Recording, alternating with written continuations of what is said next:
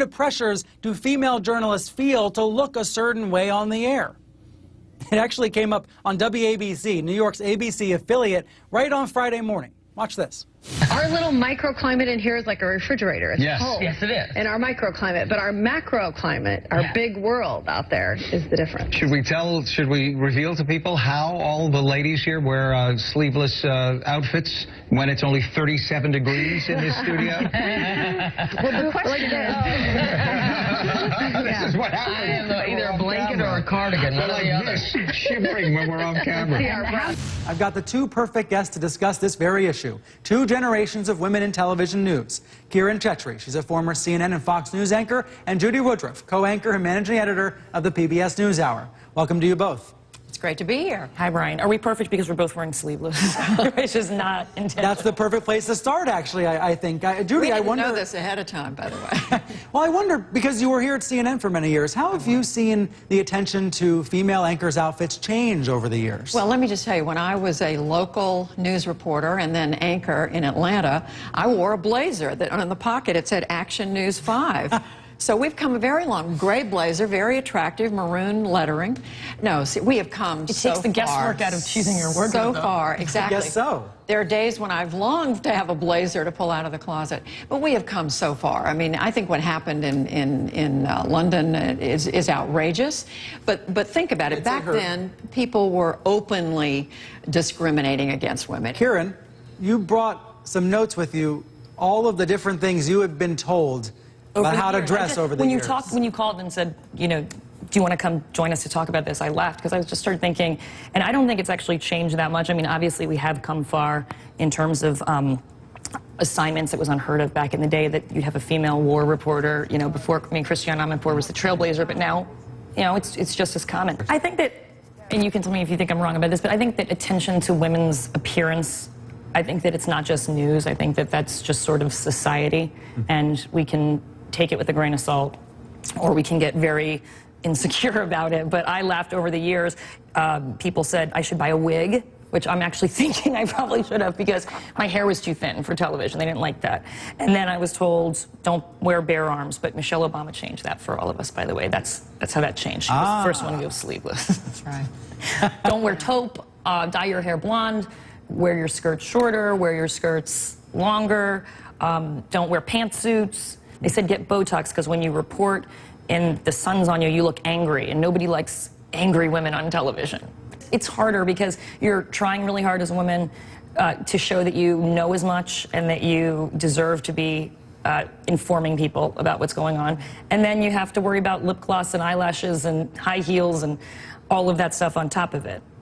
I think it's tough because news is at the intersection of television. If you're doing news on television, you're at the intersection of what is in large part an entertainment medium. It strikes me as a Venn diagram, right? Exactly. Of journalism and television, and there's a lot in the middle. Exactly, and you're sitting right there in the middle of it, and there are plenty of guys doing the news. I mean, there are more anchors like Brian Stelter, but the women, I think Kiran's exactly right. We are judged by a different standard because society has a different standard for women. But I really believe that we can't, I think it's crazy to just get so focused on this because we have come a very long way. There are women today doing serious news reporting. As you said, they're covering wars, they're covering the State Department, they're not only covering the White House, they're putting themselves at risk, and I think we make too much if we sit and worry too much about how women look. And I think, yes, there are going to be executives in news organizations who worry about it, but I think women have to take a deep breath and think,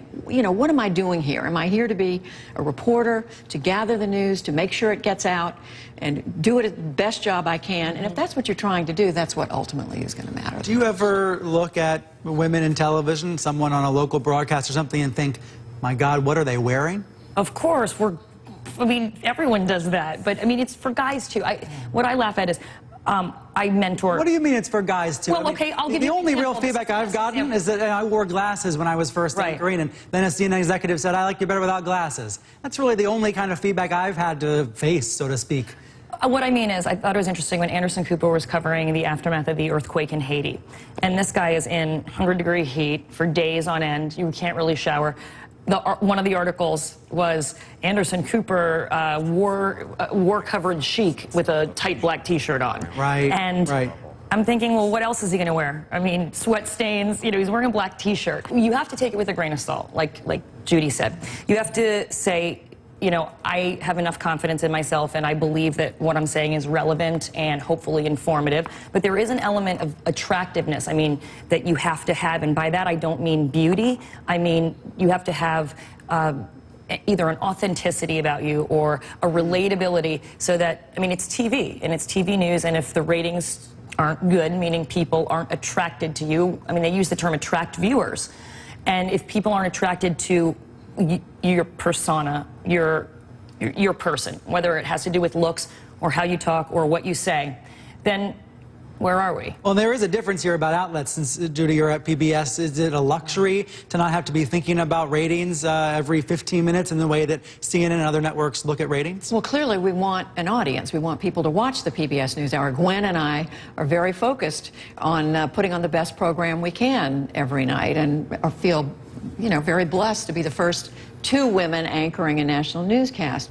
But no, it's not the same as commercial pressure, where every morning there's a lot of focus on the part of executives to what were the ratings, you know, every 15 minutes, every 5 minutes the night before. So it is a different atmosphere, but that doesn't mean that we don't care about an audience. We do, but it's the content that matters, and I would argue that it's the content on commercial television that matters. Ultimately, people are going to come back to you if you're doing a good job, if you're getting the story right, if you did a good interview, if you had a good exchange with somebody you were talking to and you've shone some light on a story, and whether you're covering a hurricane or an election or an immigration crisis right now, what matters is the story. So I have long believed that there's too much focus on how we look. It's inevitably part of the job because it's television. It's a story when Hoda and Kathy go, we're not wearing makeup today.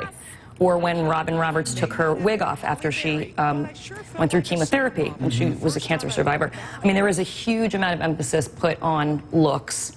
I don't necessarily think it's a horrible thing, but it's definitely, it's trying. Let me go back to what you were describing about what you've heard feedback-wise. Can you tell us a specific story about what that's been like in a newsroom in the past? Sure. I mean, how much time do you have? No, I mean, I remember even when I was younger, I was 22 when I was an anchor at the coveted NBC affiliate in Erie, Pennsylvania, which was actually really a great news town. And they wanted me to look older, so I had shoulder pads out to here. You remember those days? And my hair was, you know, poofed out. I show pictures just for fun for my friends, and like, that is not you.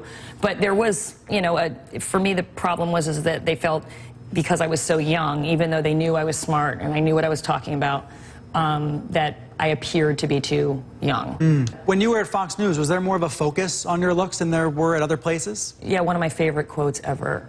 Never mind, I can't say it. I just realized I can't say it. I'll tell you later. No, I mean, the joke was we should all buy stock in MAC lip gloss because we go through it. We used to call the hair and makeup studio, we used to call it the magic shop because we'd drag ourselves in at 2 in the morning and come out looking completely different. You know, here at CNN, I feel like I go into makeup and they're giving me 1,000 milligrams of confidence, you know, because they're making me up. That's the only great equalizer about television, though, is I get to sit next to guys and watch you guys get makeup on, too, and get airbrushed. Judy Woodruff, Kiran Chetry, thank you both for joining me. It's great to be here. Thanks. Coming up here on